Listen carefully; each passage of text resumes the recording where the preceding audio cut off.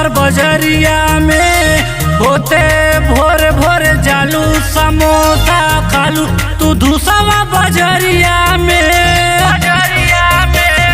मारा तसाभे मोहर की चर्चा बतोहर शिवा पर बजरिया में होते भोर भोर जालू समोसा खालू तू धूसवा बजरिया में काबो बगाउड़ा भेटालू करेगा शिवा पारे जलू करेगा शिवा पारे जलू करेगा शिवा पारे जलू करेगा शिवा पारे जलू पारे जलू।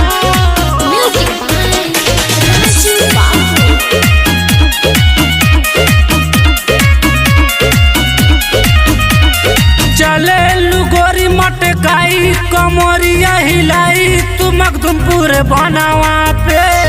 पारा के कुछ न सहाला न तो हंसे रहाला धरेला सब बहिया में चले लुगोरी मटकाई कमरिया हिलाई तू मछली गाँव बनावा पे पारा के कुछ न सहाला न तो हंसे रहाला धरेला सब बहिया में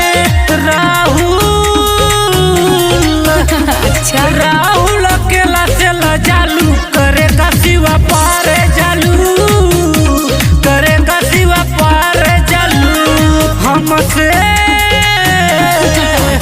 अरे हमसे न बना तू चालू करेगा शिवा पारे जालू करेगा शिवा पारे जालू। Recording by